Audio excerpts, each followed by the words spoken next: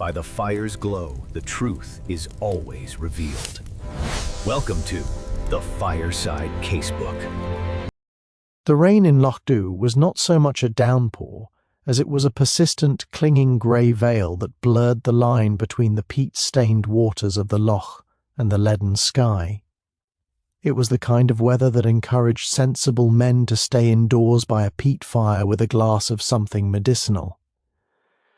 PC Hamish Macbeth, however, was currently crouched behind a thicket of gorse near the banks of the river Undubh, looking very much like a part of the landscape himself. His lanky frame was draped in a fraying waterproof, his shock of ginger hair dampened into dark copper spikes. Beside him, his dog Lugs, a creature of uncertain pedigree and even more uncertain loyalties, sat with an expression of profound boredom.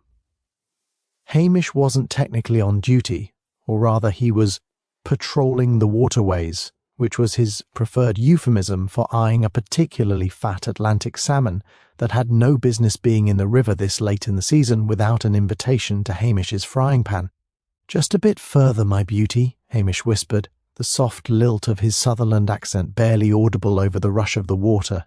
His hand was just tightening around his improvised gaff when the shrill, discordant bleat of a car horn shattered the Highland silence. It was a sharp, aggressive sound, utterly foreign to the gentle rhythm of the village.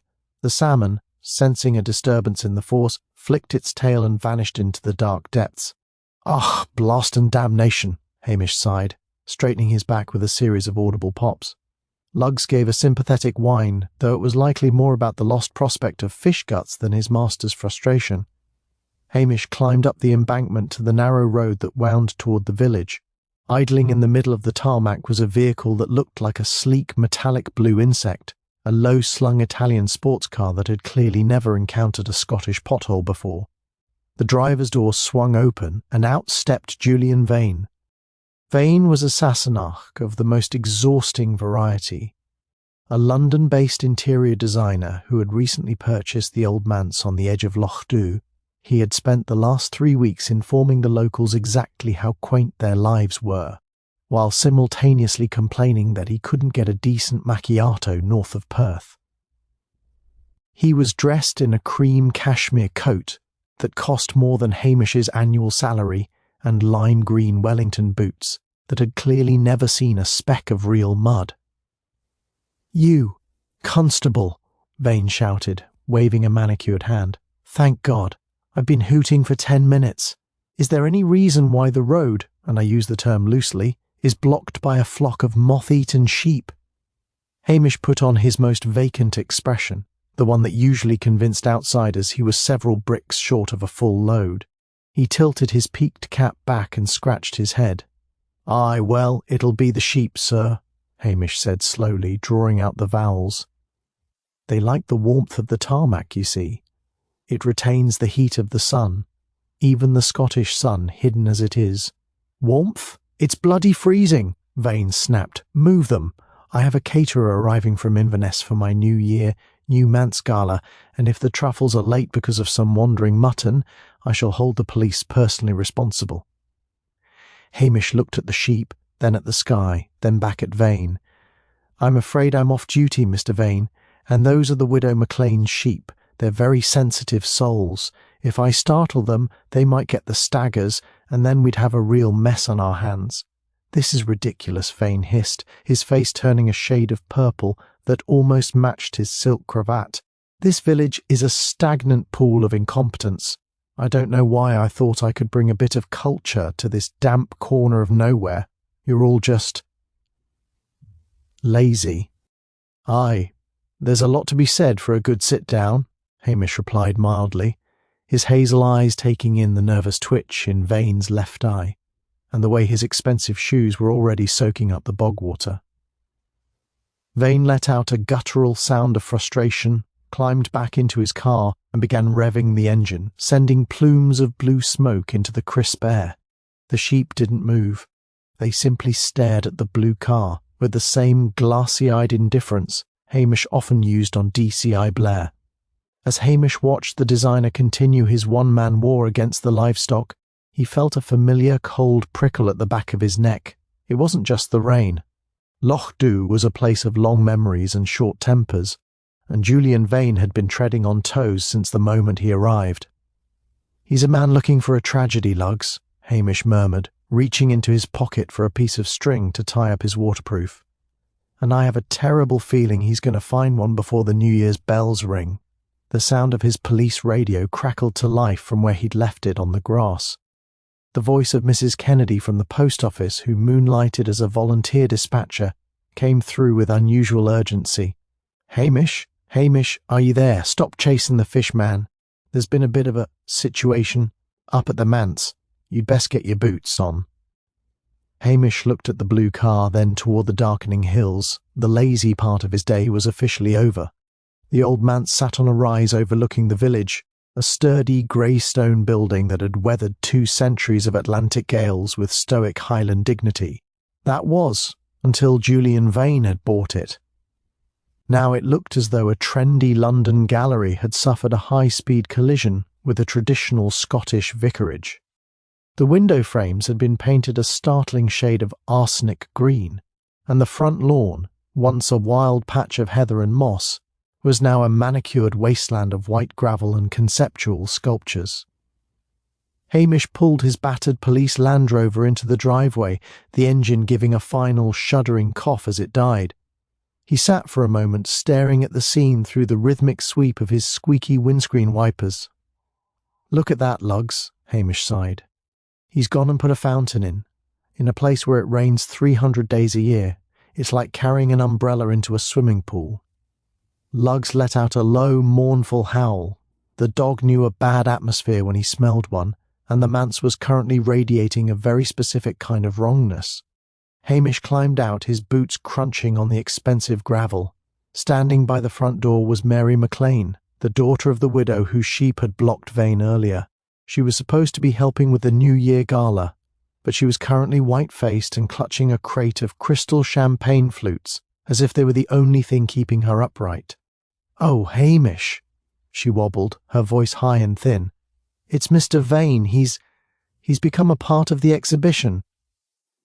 Hamish followed her shaking finger toward the centre of the gravel circle. There stood Vane's pride and joy, a massive 3-ton abstract sculpture made of jagged Highland granite and rusted industrial steel. Vane had told the village it represented the internal struggle of the Gael, though the locals mostly thought it looked like a pile of scrap metal from a shipwreck. Julian Vane was no longer complaining about sheep. He was pinned beneath the leaning edge of the granite slab, his expensive cream cashmere coat stained with the dark, wet encroaching of the rain and something much thicker and redder. He was face down in the white gravel, his lime-green Wellington boots pointing toward the sky at a jaunty, almost comical angle. One hand was outstretched, fingers curled as if reaching for a fallen silk cravat that lay just out of reach in a puddle. It was a death that managed to be simultaneously gruesome and deeply embarrassing. "He's very dead, isn't he?" Mary whispered. "Aye," Hamish said, crouching down beside the body. He didn't touch anything yet, he just looked. He looked at the way the gravel had been kicked up around Vane's feet. He looked at the heavy steel supports of the sculpture, which seemed to have been sheared through by something cleaner than mere rust. Hamish felt a surge of profound irritation. A murder in Lochdubh meant paperwork. It meant the big men from Strathbane coming down with their sirens and their arrogance. It meant the end of his quiet evenings with a book and a pot of stew. He had been looking forward to a peaceful New Year, perhaps even a dram with Priscilla Halberton Smythe, if he could muster the courage to invite her. Now, he was looking at a crime scene that would bring DCI Blair down on his head like a falling safe. Why would he be out here in the rain? Hamish wondered aloud. A man who hates the cold as much as he did.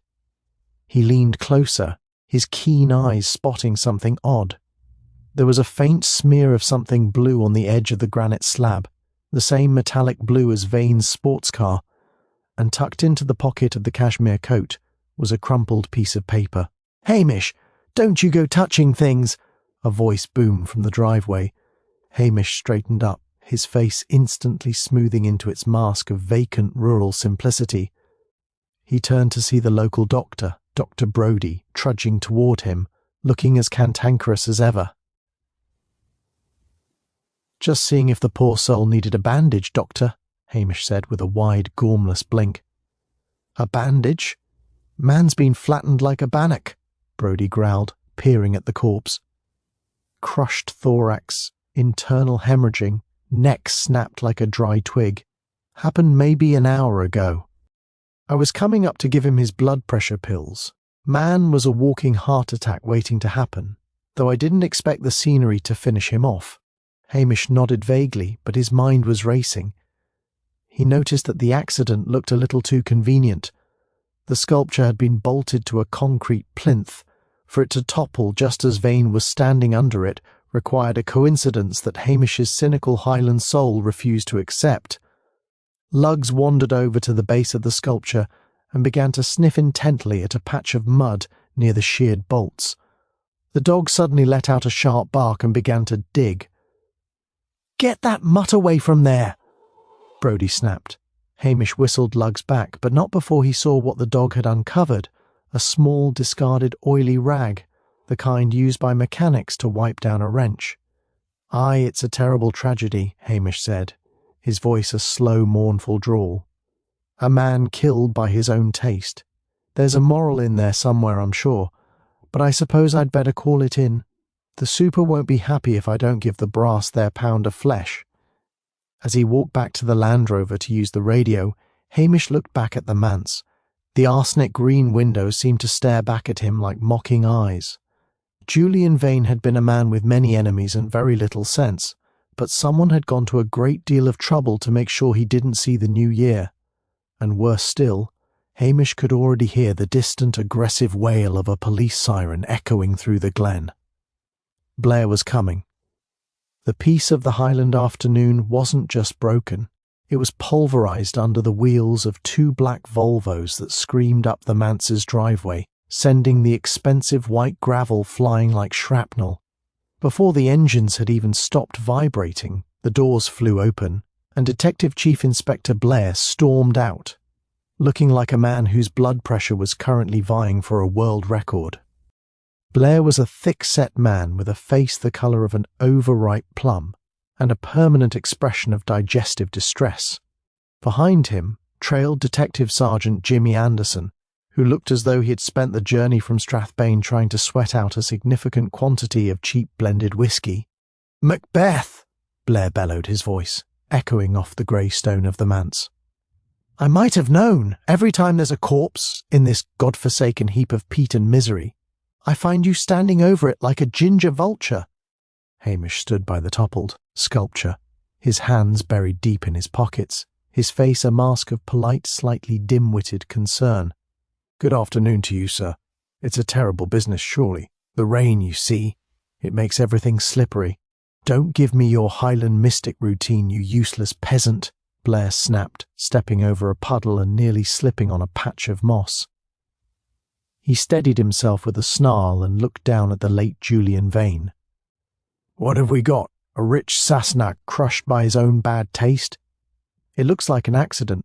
Case closed. I want to be back in Strathbane for the football."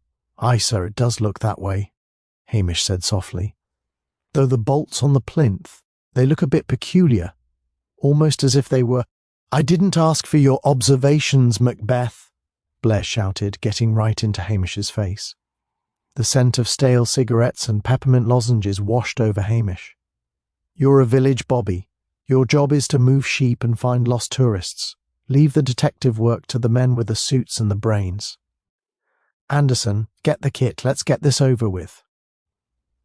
Anderson moved forward lethargically, but before he could reach the body, a figure emerged from the kitchen entrance of the manse. It was Archie MacLean, the widow MacLean's son, a hulking youth with shoulders like a Highland bull and a temperament that was usually described as stolid on a good day and explosive on a bad one. He was still wearing his working overalls, which were liberally dusted with stone dust and grease. Blair's eyes lit up. To a man like Blair, a local in dirty clothes was as good as a signed confession. "And who's this?" Blair demanded, pointing a meaty finger at Archie. "One of your cousins, Macbeth? Or just the local muscle?" "This is Archie McLean, sir," Hamish said, his voice gaining a hint of caution.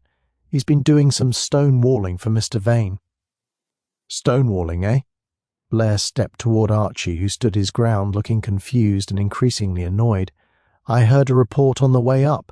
Some local was seen screaming at the deceased not 2 hours ago, something about sheep blocking the road. Vane was threatening to sue the family, wasn't he?" Archie's brow furrowed. "He was a nasty wee man. He called my mither a primitive. I told him if he didn't watch his tongue, I'd give him something to really complain about, but I didn't." "Aha!" Blair crowed, slamming his fist into his palm. "A threat motive. And look at those hands. You're a stonemason, aren't you, lad? You know exactly how much pressure it takes to topple a monstrosity like this. You waited until the rain came, loosened the bolts, and gave it a nudge when the poor bastard walked past. It's a classic case of rural resentment." "Now, sir," Hamish interjected mildly, "Archie's a good lad. He wouldn't—" "Shut up, Macbeth. This is a result. 20 minutes on the scene and I've got the perpetrator and the motive." Blair turned back to Archie, his face twisted in a predatory grin. "Take him down to the van, Anderson. We'll have a nice long chat at the station about Highland hospitality." "But I was in the shed," Archie protested, his voice rising in panic. "I was fixing the lawnmower. I didn't touch the statue. Tell it to the magistrate," Blair sneered. As Anderson led a bewildered and protesting Archie toward the cars, Hamish looked back at the sculpture. He thought of the oily rag lugs had found and the blue paint smear he'd spotted earlier. None of that pointed to a local boy with a grudge about sheep. It pointed to something far more calculated. "Sir," Hamish tried one last time, "I really think you should look at the base of the plinth. There's an oily residue that—" Blair turned on him, his face a terrifying shade of magenta. "You say one more word, Macbeth, I will have you transferred to the most windswept, rain-sodden outpost in the Outer Hebrides so fast your ginger head will spin. You're sidelined. Stay out of my sight. Stay out of my investigation, and for God's sake do something about that dog of yours before I arrest it for vagrancy." Blair stomped away, barking orders at the forensics team that had just arrived. Hamish stood in the rain, watching his friend being driven away for a crime he almost certainly didn't commit. "Well, Lugs," Hamish murmured, patting the dog's damp head, "it seems we're officially useless, which means we have plenty of time to go and have a cup of tea and see who else in this village wanted Mr. Vane to become a permanent part of the scenery." He looked up at the manse. In an upper window a curtain flickered. Someone was watching, and Hamish had the distinct feeling that they weren't mourning the interior designer. With DCI Blair having officially declared him a decorative piece of the scenery, Hamish Macbeth did what he did best. He vanished into the fog. To the casual observer, or an enraged detective chief inspector, Hamish appeared to be slacking off in the face of a crisis. In reality, he was beginning the real investigation, which in Lochdubh always required a steady supply of caffeine and a high tolerance for flowery bannocks. His first stop was the Lochdubh post office and general store. The air inside was a comforting blend of floor wax, peppermint, and the faint, dusty scent of sorted mail. Mrs. Kennedy, the postmistress, was currently leaning over the counter, her eyes bright with the predatory gleam of a woman who had just been handed the social event of the season, a local murder. "Aye, Hamish," she said, her voice dropping to a conspiratorial whisper before he'd even closed the door. "A terrible thing, crushed by a rock. They say his face was flattened like a pancake." "Now, Mrs. Kennedy, let's not be getting carried away," Hamish said, leaning against the counter with a weary sigh. "It's a sad day for the village. I don't suppose there's a drop of tea in that pot of yours. I'm chilled to the bone." "Sit ye down, you poor soul," she said, already reaching for a heavy ceramic mug. "I heard that man Blair was shouting at you. The man's a brute. Imagine arresting young Archie. The McLeans are good people, even if the boy is a bit thick in the head. Hamish accepted the tea, blowing the steam away. Archie's got a temper, but he's no killer. Tell me, Mrs. Kennedy, did Mr. Vane get much mail? He seemed like a man with a lot of connections. Mrs. Kennedy's face pinched. Connections? If you mean creditors, then aye. For all his silk scarves and Italian cars, Julian Vane was receiving final notice envelopes like they were Christmas cards, most of them from a firm in London called Sterling Hunt. And then there were the personal ones. Personal? Hamish prompted, nibbling on a piece of shortbread she had absent-mindedly pushed toward him. Hand-delivered, she whispered. 2 days ago, a woman in a very expensive car, black it was, stopped here to ask for directions to the manse. She didn't look like a decorator. She looked like a lawyer who had lost her soul and found a very sharp suit instead. She left him a letter. When he came in later to buy his imported mineral water, he looked like he'd seen a ghost. Hamish made a mental note. Financial ruin and a mysterious visitor. It was a far cry from the rural resentment Blair was banking on. After finishing his tea, Hamish wandered down the street to the Taj Mahal, Lochdubh's solitary curry shop.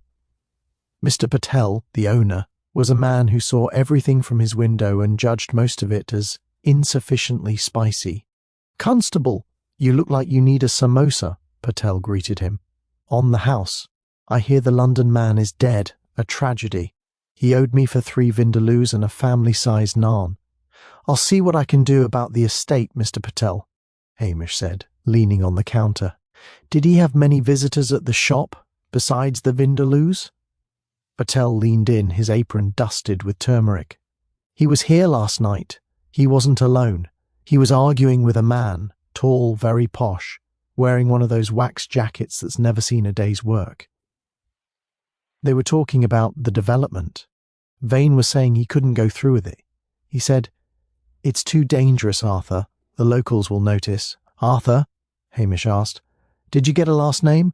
"No, but he drove a Range Rover, a blue one," Patel added, his dark eyes narrowing. "The same colour as that fancy car of Vane's, but a darker shade. And he had a look about him, Hamish, the look of a man who doesn't like being told no." Hamish felt the pieces shifting. The blue paint smear on the granite sculpture hadn't come from Vane's car. It had come from a different vehicle. A larger one, a vehicle that could easily be used to nudge a 3-ton sculpture off its balance with the help of a winch and a bit of grease. "Thank you, Mr. Patel. The samosa is excellent," Hamish said, though his mind was already miles away. He stepped back out into the rain, lugs trotting faithfully at his heels. The mooching had been productive. While Blair was currently sweating Archie McLean in a cold room in Strathbane, Hamish had learned that Vane was broke, being hunted by a mysterious woman, and involved in a development deal with a man named Arthur, who drove a blue Range Rover. He looked toward the hills where the great estates lay.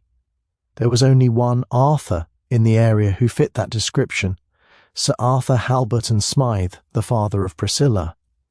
Hamish felt a cold knot in his stomach. Investigating a London designer was one thing. Investigating the local aristocracy and the father of the woman he loved was quite another. It was the kind of thing that got a village policeman fired, or worse, promoted and sent to Glasgow. "Well, lugs," Hamish murmured, pulling his collar up against the wind. "I think it's time we paid a visit to the big house, but we'll need a better excuse than a missing salmon." The drive up to Castle Tommel was a journey through several centuries and at least 3 different types of precipitation. By the time Hamish's Land Rover crested the final ridge, the rain had turned into a stinging sleet that rattled against the windscreen like bags of rice. The castle itself, a sprawling heap of Victorian Gothic ambition, loomed out of the mist, looking exactly like the kind of place where people harboured dark secrets and ignored their heating bills. Hamish felt the familiar tightening in his chest. It wasn't just the prospect of questioning the local gentry, it was the prospect of seeing Priscilla Halberton Smythe. He found her in the conservatory, a glass-walled room that was currently the only warm place in the castle, thanks to a small army of electric heaters. Priscilla was dressed in a simple but devastatingly expensive navy cashmere sweater and pearls, looking every bit the lady of the manor. She was reading a book, but she looked up as Hamish was ushered in by a sullen footman. "Hamish," she said, a small, genuine smile lighting up her face. "I heard about the horror at the manse. I assumed you'd be knee-deep in DCI Blair's tantrums by now." "He's currently trying to fit young Archie McLean for a noose, Priscilla," Hamish said, accepting the seat she offered. "So I thought I'd come and seek a bit of sanity. And perhaps a cup of coffee, if the pot's on." Priscilla sighed, pouring him a cup from a silver service. "Archie, that's ridiculous. The boy hasn't the imagination for murder, let alone the engineering skills to topple a 3-ton granite masterpiece." But then Blair never did let facts get in the way of a quick arrest. Hamish took a sip of the coffee.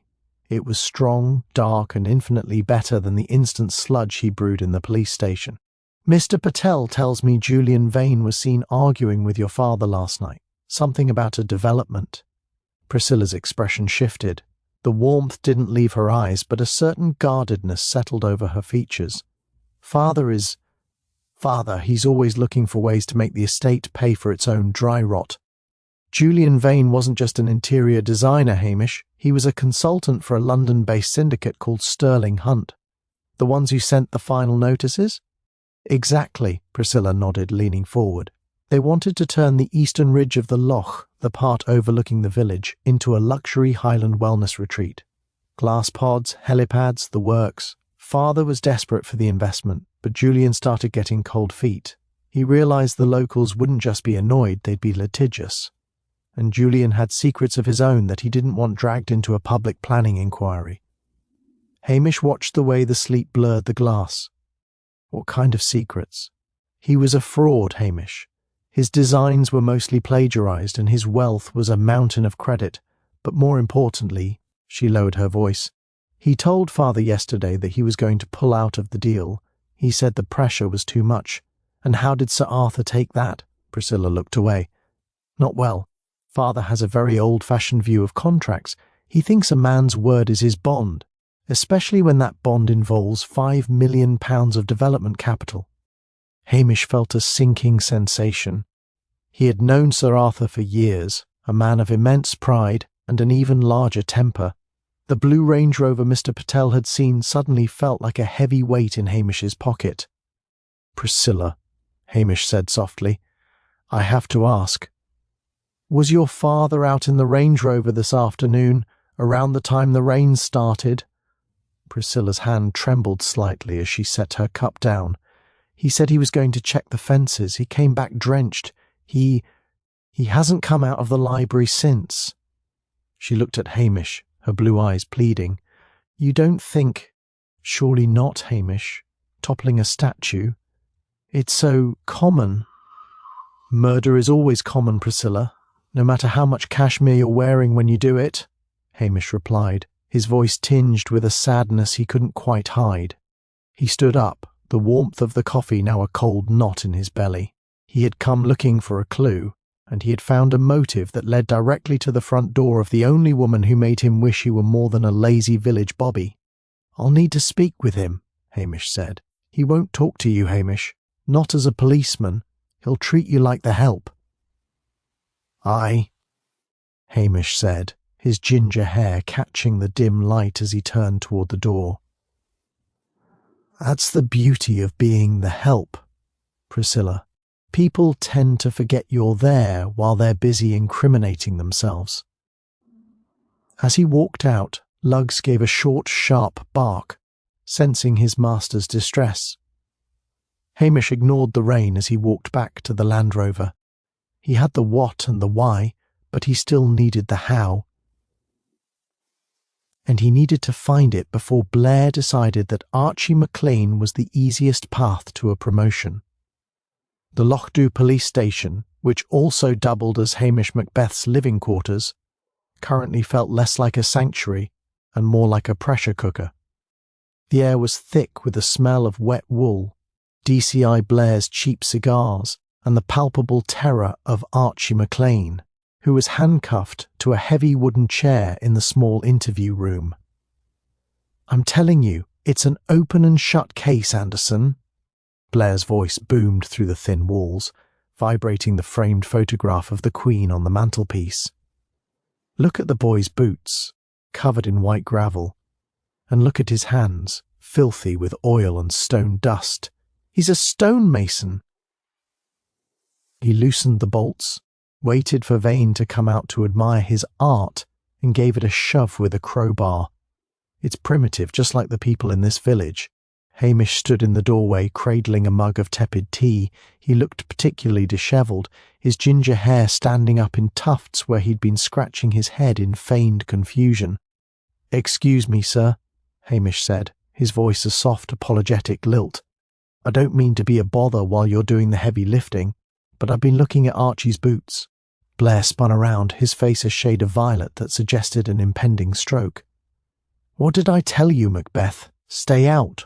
Why are you looking at his boots? Are you planning on giving them a polish?" "No, sir," Hamish said, blinking slowly. "It's just that, well, Archie's boots are covered in limestone dust from the wall he was mending at the widow McLean's.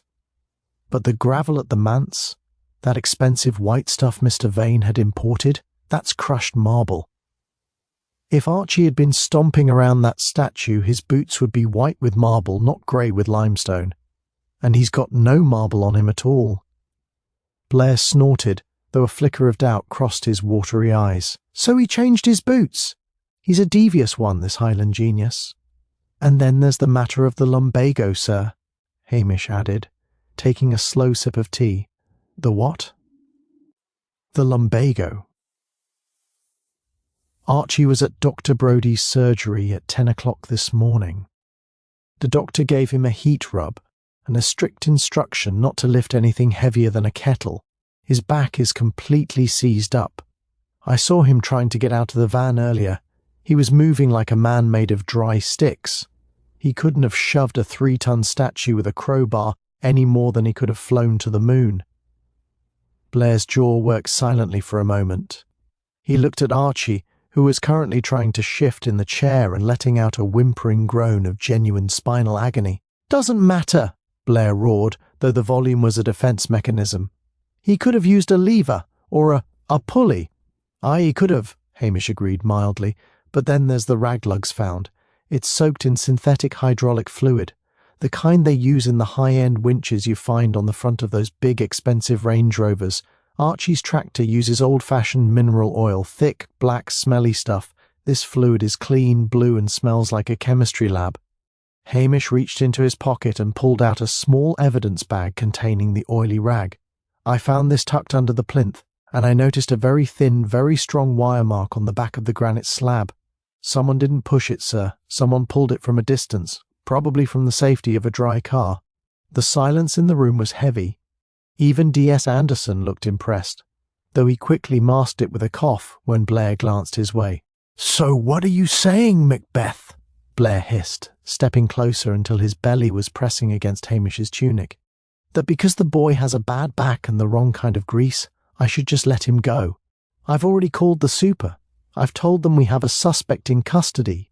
"Oh, I'm sure you'll find the right man soon, sir," Hamish said, his expression one of pure, unadulterated innocence. "A man with a big, powerful car. A man who was seen arguing with Van. A man who might have a winch on the front of his vehicle that's currently missing a bit of blue hydraulic fluid." Blair's eyes narrowed. "Who? Give me a name, you ginger irritant." "Well, Sir Arthur Halberton Smythe has a blue Range Rover," Hamish said, looking down at his tea. "But of course a man of his standing wouldn't be involved in such a messy business. It's likely just a coincidence." Blair went very still.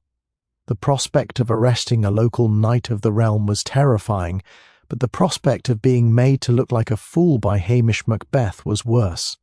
However, Blair's cowardice was his most defining trait. If he arrested Sir Arthur and was wrong, his career was over. If he held Archie and was wrong, he could just blame faulty local intelligence. "I'm keeping the boy," Blair snapped. "This clue is probably something you planted to protect your friend. Get out, Macbeth. Go and find a cat up a tree or something equally suited to your intellect." Hamish nodded, turned and walked out of the station into the biting wind.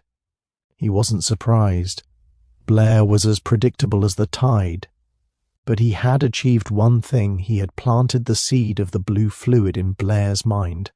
Now Hamish just had to find the real motive. Because while Sir Arthur had the car and the winch, Hamish knew the old man. Sir Arthur would have challenged Vane to a duel or shot him in the leg. He wouldn't have used a conceptual sculpture as a booby trap. That took a different kind of mind, a mind that understood the cruel irony of Julian Vane's life.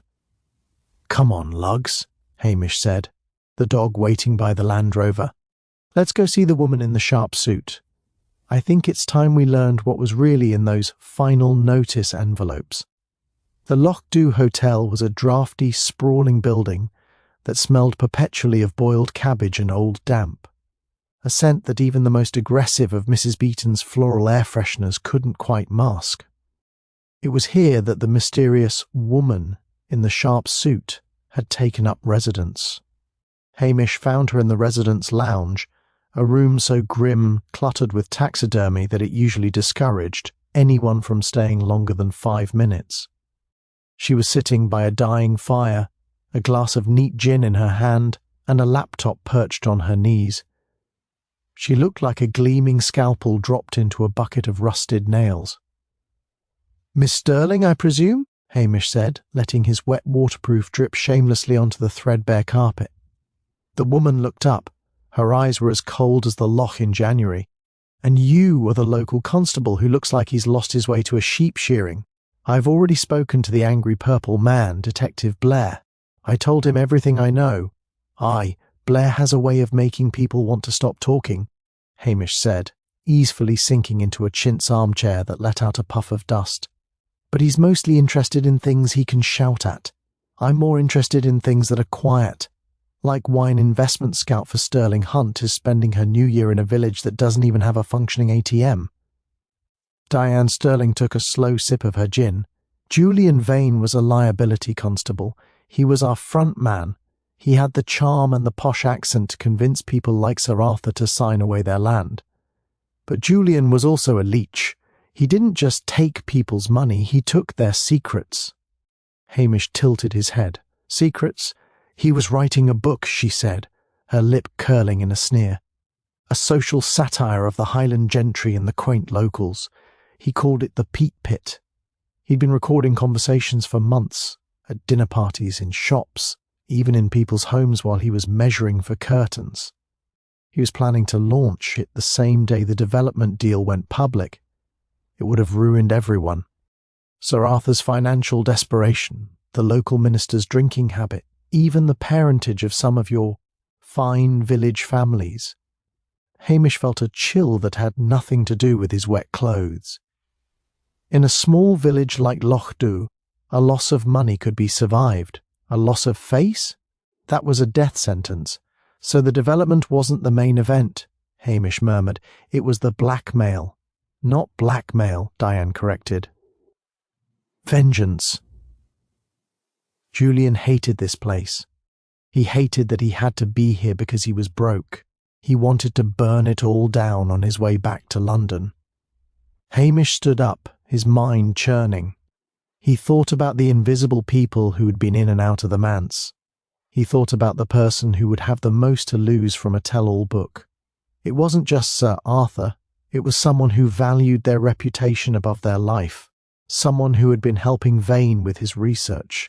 He remembered something Mary McLean had mentioned, that Vane had a research assistant from the village, someone who knew where all the bodies were buried because they'd been living there for 60 years.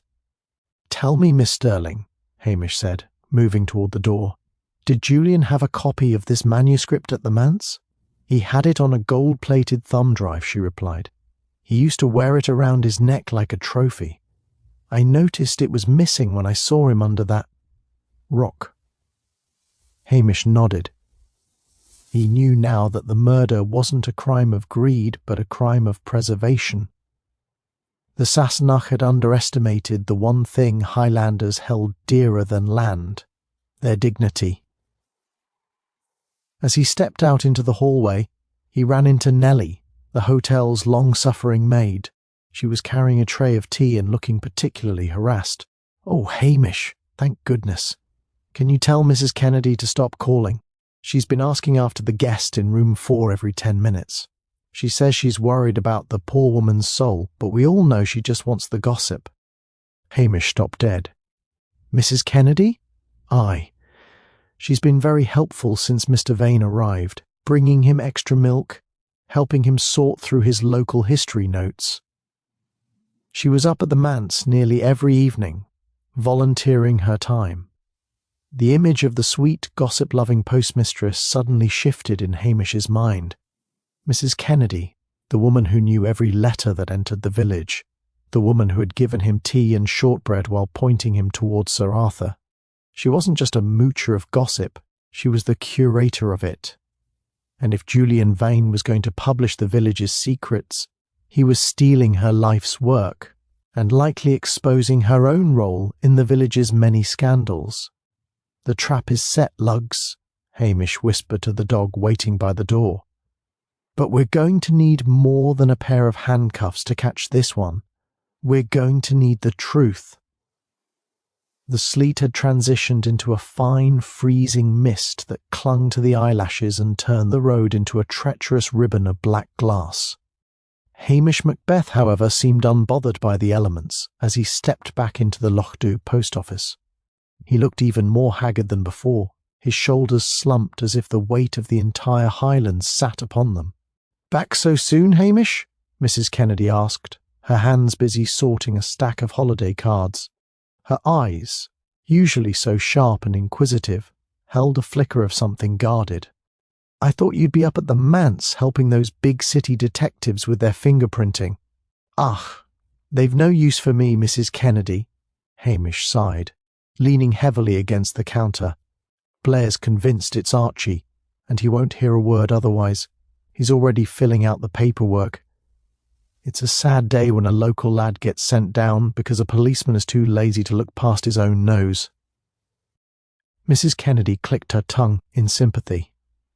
"It's a disgrace. Poor Archie wouldn't hurt a fly. Aye. And the worst of it is," Hamish lowered his voice to a conspiratorial mumble, "I found what the real killer was looking for. It was tucked behind the sun visor in Vane's blue car, a second thumb drive. Not the fancy gold one he wore around his neck, but a plain little plastic thing." Mrs. Kennedy's sorting hand froze for a fraction of a second, a beat so small most would have missed it. Hamish, however, was watching her reflection in the glass of the sweet shop cabinet. "A second one?" she asked, her voice steady. "And what would be on that?" "I don't know for sure," Hamish said, scratching his chin gormlessly. "It's encrypted. Blair tried to open it on his laptop and nearly blew the thing up. He's furious. He's gone back to Strathbane to get a tech expert to look at it tomorrow morning. But before he left, he gave it to me to keep in the station safe." He leaned in closer, the scent of wet wool and peat smoke wafting off him. "But I've a feeling, Mrs. Kennedy. You know how Vane was always talking about his masterpiece? I think this drive has the final chapter, the one where he names names. He told Mr. Patel that he had a partner in the village who helped him gather all the dirty laundry. I think he was planning to betray that partner too." Mrs. Kennedy's face remained a mask of polite concern, but her knuckles were white where she gripped the edge of the counter. "Is that so? And you have it now, in the station?" "Aye." "Well, I should have it in the station," Hamish said, looking frustrated. "But the lock on the station safe is jammed again. Rust from the damp, you see. So I've done a foolish thing, Mrs. Kennedy. I've hidden it up at the manse. I figured no one would think to look in the scene of the crime. And I need to go back there tonight anyway to check the seals on the back door." "Tonight?" she prompted. "In this weather?" "Aye. I'll be there around 9. I've tucked the drive inside that hideous internal struggle sculpture, right in the hollow of the granite where the bolts sheared. It's the last place anyone would look." He gave a heavy, weary yawn. "I'm that tired. I'll probably fall asleep in the kitchen while I'm waiting for the patrol to swap over. If you see Lugs wandering the village later, don't worry. I'll have him with me for company." He turned to leave, then paused at the door. "Oh, and Mrs. Kennedy, if you're speaking to the widow McLean, tell her not to fret. I'm going to make sure the truth comes out tonight, one way or another." As the bell over the door jingled his exit, Hamish's posture instantly changed. The slump vanished, replaced by a grim, focused energy. He didn't go to the Land Rover. Instead, he whistled for lugs and ducked down the narrow alleyway behind the hotel. He knew exactly how the village gossip worked. Within 20 minutes, Mrs. Kennedy would be popping out to check on a neighbour. She wouldn't be able to resist. If she was Vane's researcher, she knew that the manuscript didn't just contain village secrets, it contained her secrets. The secrets of a woman who had spent 40 years reading other people's mail and likely using that information to keep the village under her thumb. Hamish made his way to the police station, but he didn't go inside. He went to the small shed at the back where he kept his poaching gear. He emerged a moment later carrying a long coil of heavy-duty nylon rope and a powerful electric torch. "It's a dirty business, Lugs," Hamish whispered, the mist turning his ginger hair into a crown of tiny diamonds. "Setting a trap for a woman who's given you 1,000 cups of tea. But a murderer is a murderer, whether they wear a police uniform like Blair or a floral apron like Elspeth Kennedy." He looked up at the darkening sky. The wind was picking up, howling through the chimney pots of Lochdubh like a banshee. It was a night for staying by the fire, but Hamish Macbeth was heading for the manse. He wasn't going to wait for a tech expert or a search warrant. He was going to let the killer's own fear do the work for him. And as he began the long, cold climb up the hill, he hoped he was right. Because if he was wrong, he'd just invited a murderer to a very private meeting in the dark, and DCI Blair would finally have the excuse he needed to send Hamish to the furthest corner of the Shetlands. The old manse was a tomb of grey stone, silhouetted against a sky the colour of a bruised plum. The only sound was the rhythmic thrum hiss of the wind through the dead heather and the distant, lonely cry of a pine marten. Hamish Macbeth sat perfectly still in the shadow of the arsenic-green porch, his long legs tucked up, his presence so integrated into the darkness that a nesting owl wouldn't have noticed him. Lug sat at his side, his ears twitching. The dog gave a tiny, almost silent huff of breath. Someone was coming. A figure emerged from the veil of mist at the bottom of the drive. They weren't using a torch. They moved with the practiced ease of someone who knew every pebble and pothole of the Lochdubh roads. The figure reached the white gravel circle and stopped before the toppled granite sculpture. In the pale, filtered moonlight, Hamish saw the familiar silhouette of a heavy tweed coat and a sensible wool hat. It was Mrs. Kennedy. She wasn't carrying a tray of tea now. She was carrying a heavy iron pry bar she'd likely lifted from the back of Archie McLean's abandoned workstation. She began to grope along the base of the granite slab, her breath coming in short, ragged puffs that turned to steam in the freezing air. Her fingers searched the hollows where the bolts had been sheared. "It's not there, Elspeth," Hamish said, his voice low and steady, cutting through the wind like a knife. Mrs. Kennedy let out a sharp, strangled gasp and spun around, brandishing the iron bar. Her face, usually so soft and grandmotherly, was twisted into a mask of feral desperation. The moonlight caught the spectacles perched on her nose, making her eyes look like two flat silver coins. "Hamish," she hissed, her voice devoid of its usual warmth. "You nearly frightened the life out of me. What are you doing skulking in the dark?" "I could ask you the same," Hamish said, stepping out of the shadows. He didn't look like the lazy, bumbling policeman now. He stood tall, his shoulders square, his eyes hard. "Though I think we both know the answer. You're looking for the drive, the one that tells the world how the sweet postmistress of Lochdubh has been reading the village's secrets for 40 years and selling them to a London shark for a bit of extra pension money." "He was a devil, Hamish," she cried, her voice cracking. "Julian Vane promised me a partnership. He said we'd be famous. Then he laughed at me. He told me I was just a useful provincial mole, and that he was going to write a chapter on how I'd been blackmailing the schoolmaster over his gambling debts. He was going to ruin me." "So you decided to ruin him first," Hamish said. You knew Sir Arthur leaves his Range Rover outside the pub every Thursday for the darts match. You knew the keys would be in the ignition. You've driven tractors since you were a girl. A modern winch is nothing to you. You drove up here, hooked the wire to the sculpture Julian was so proud of, and waited for him to come out to yell at you for being late with his mail. Mrs. Kennedy's knuckles whitened on the iron bar. He deserved it. He was going to take everything. I've worked this village, Hamish. I've kept the peace in my own way. I wouldn't let a Sassenach with a silk scarf take that away. The law doesn't care about your way, Elspeth, Hamish said, taking a cautious step forward. Give me the pry bar. Let's go down to the station. If you come quietly, I'll talk to the fiscal. I'll tell them about the provocation. I'm not going to a cell, Macbeth, she screamed. With a speed that belied her age, she lunged. She didn't swing the bar. She thrust it like a spear toward Hamish's chest.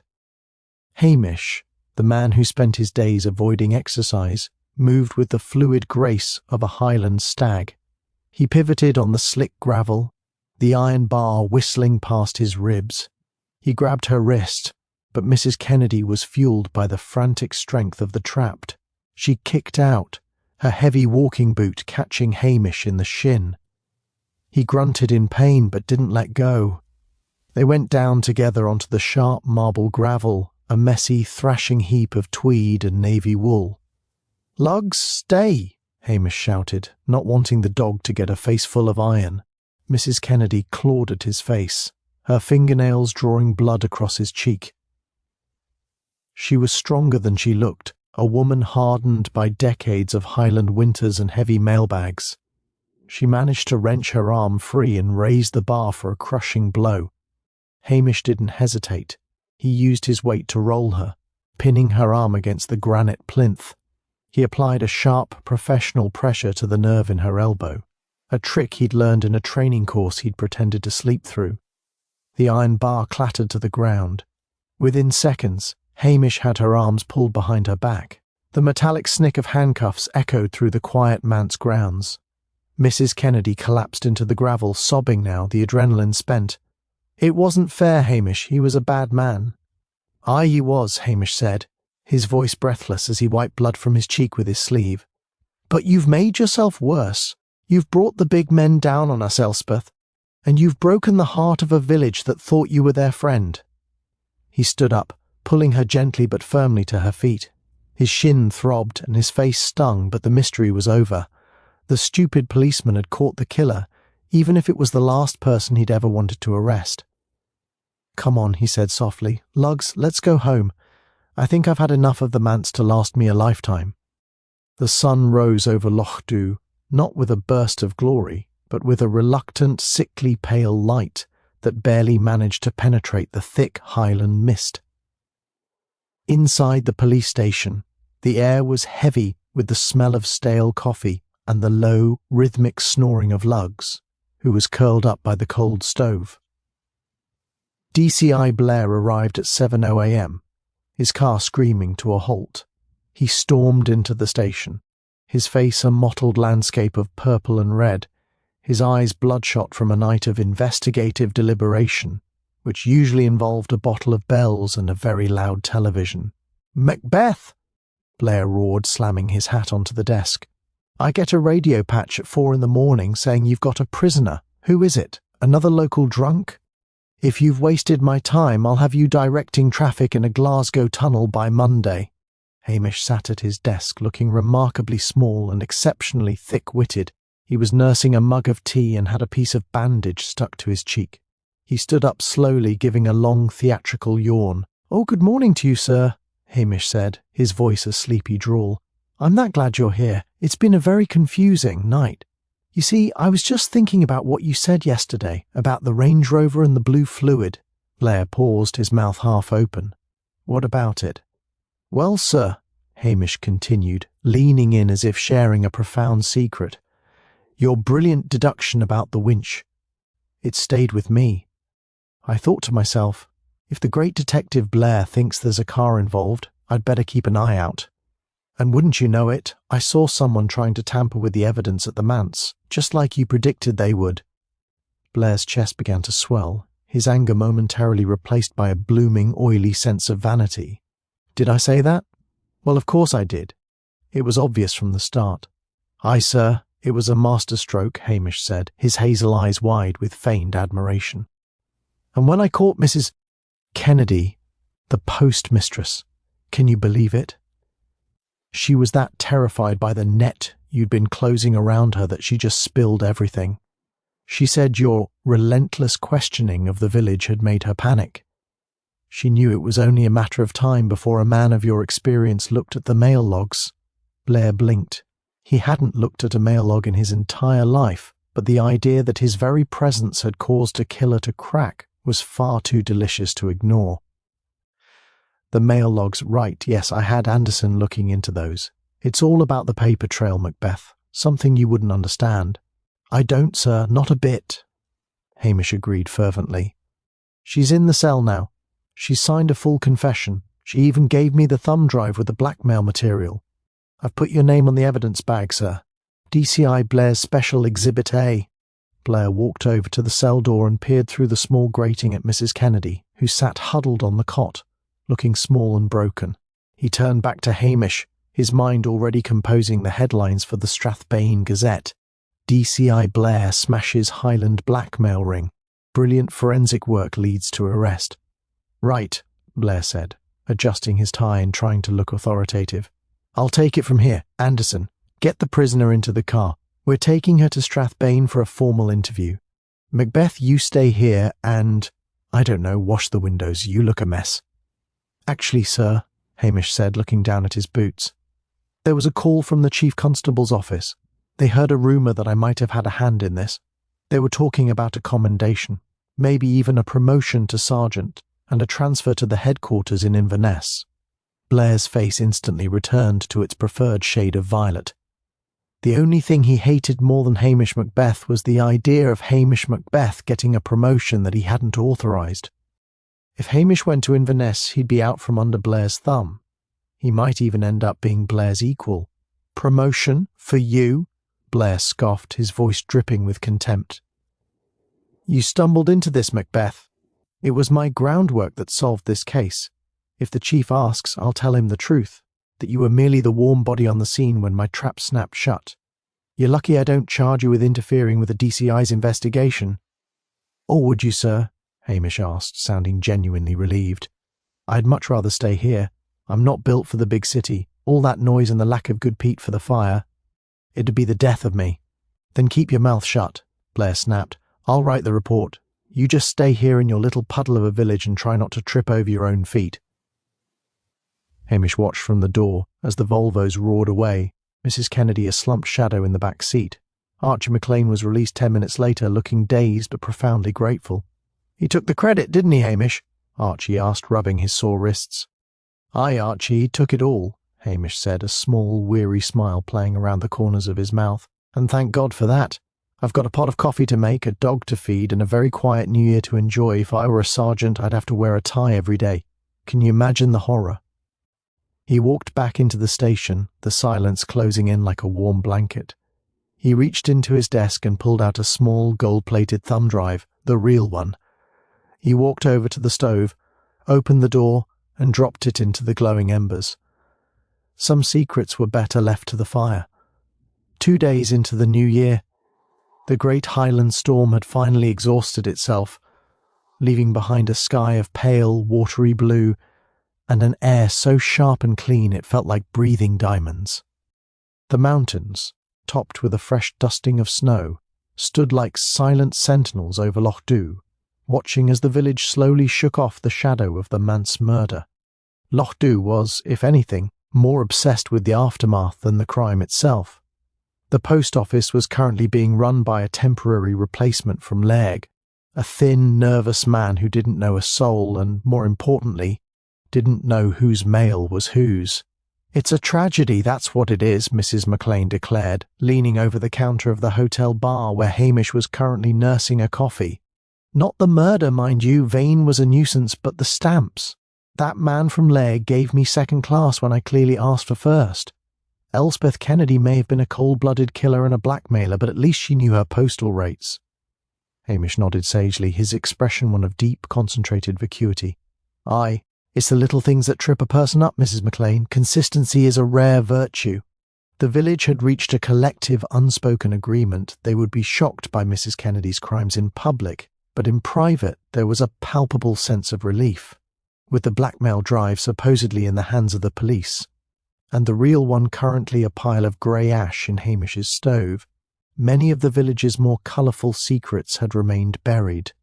DCI Blair had been featured on the front page of the Northern Times. The headline read, "Strathbane Detective Unmasks Village Vulture." The article spoke at length about Blair's intuitive grasp of the local psyche and his tireless pursuit of the truth. Hamish's name appeared only once near the bottom, listed among the attending officers who provided logistical support. "You did well, Hamish," a voice said from the doorway. Hamish looked up to see Priscilla Halberton Smythe. She looked radiant in a heavy cream-coloured sweater and a tartan skirt, her eyes holding a glint of knowing amusement. "I did nothing but follow orders, Priscilla," Hamish said, rising to pull out a chair for her. "DCI Blair is a very thorough man. He told me so himself several times this morning before he left." Priscilla sat down, her gaze searching his face. "Father is relieved. The Range Rover was borrowed from the pub, as you suspected. The winch had been used and there was a bit of blue silk caught in the gears. He's making a significant donation to the Police Benevolent Fund. He thinks it's for Blair's efficiency, but I think we both know where the gratitude belongs. I'm just glad the manse is back on the market," Hamish said, deftly sidestepping the praise. "The new owners might paint those window frames a more sensible colour. That green was enough to give the fish a headache." They sat in silence for a moment, the comfortable, slightly strained silence of two people who knew each other too well to be honest, and not well enough to be together. Priscilla eventually stood, leaning over to press a brief, cool kiss to Hamish's cheek. "Happy New Year, Hamish Macbeth. Try not to let the peace get too boring." "I'll do my best," Hamish murmured. As she walked out, Lugs let out a low, appreciative woof. Hamish patted the dog's head and stood up. He had things to do. The salmon was still in the river, the peat was dry in the shed, and for the first time in a week, there wasn't a big man from Strathbane within 40 miles. He walked back to the police station, his boots crunching on the familiar gravel of the village street. He stopped at the general store to buy a tin of condensed milk and a fresh bag of coffee beans. He chatted with Mr. Patel about the quality of the latest batch of samosas and listened to the minister complain about the damp in the vestry. Back in his kitchen, Hamish set a pot of stew on the stove.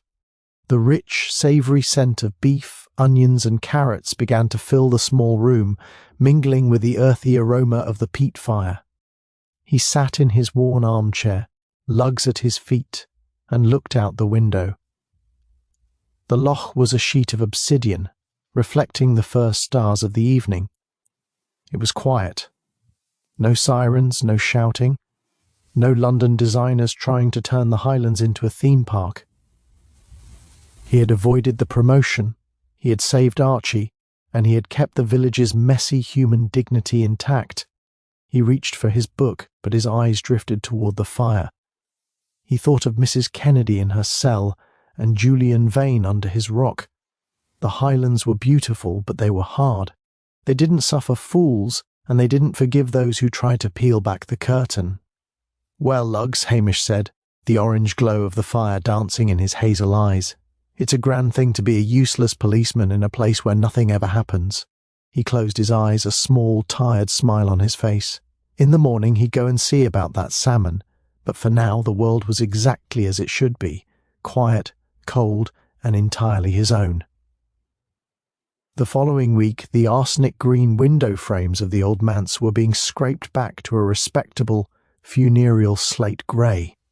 The London interior designer's legacy was being erased by a team of local painters who worked with a slow, rhythmic deliberation that Julian Vane would have found infuriating. To the painters, it wasn't just a job. It was an act of exorcism, scrubbing away the last traces of an outsider who had dared to try and document the village's soul. Hamish Macbeth stood at the edge of the loch, his back to the road.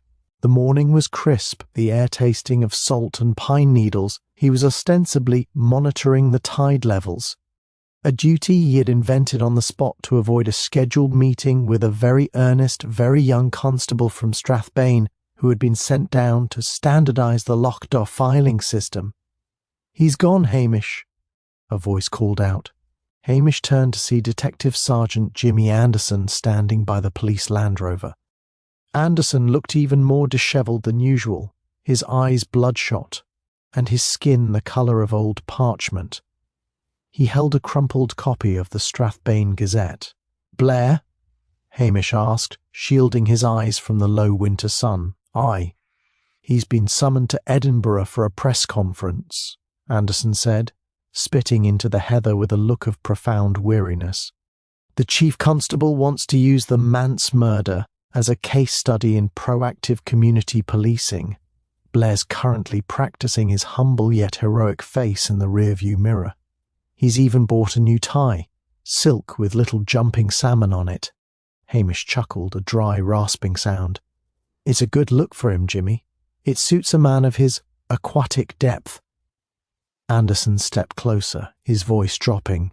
"He's still convinced you're a total idiot, you know. He told the super that you nearly ruined the operation by taking the prisoner to the station instead of calling for backup. He's recommended that you stay exactly where you are for the next decade to refine your basics." "God bless him," Hamish murmured, a genuine look of relief crossing his face. "I was worried he might have actually listened to that rumour about the promotion. I owe him a dram for that, surely." "You're a strange man, Macbeth," Anderson said, shaking his head. "Most men would want the stripe. Most men would want to get out of this damp, gossipy hole." "Aye, but then I'd have to live with most men," Hamish replied, "and I've always found their company a bit taxing. Here the only person I have to argue with is Lugs, and he's usually willing to concede for the price of a biscuit." Anderson grunted, looked longingly toward the Lochdubh Hotel as if wishing it were opening time, and then climbed back into his car. "Don't get into any more trouble, Hamish. I don't think my liver can take another one of Blair's triumphs." As the black Volvo disappeared around the bend, Hamish felt the last of the tension leave his frame. The village was quiet. Mrs. Kennedy's replacement at the post office was proving to be a man of almost supernatural dullness. He didn't read the mail, he didn't listen to the gossip, and he spent his lunch breaks reading manuals on stamp production. It was exactly what Lochdubh needed, a period of blissful, unobserved boredom. Hamish whistled for Lugs, who emerged from a thicket of gorse with a look of triumph, carrying a discarded, muddy boot that had likely belonged to one of Vane's workmen. "Drop it, Lugs, we've had enough of shoes for 1 year," Hamish scolded gently. He walked back toward the police station, stopping briefly at the cemetery.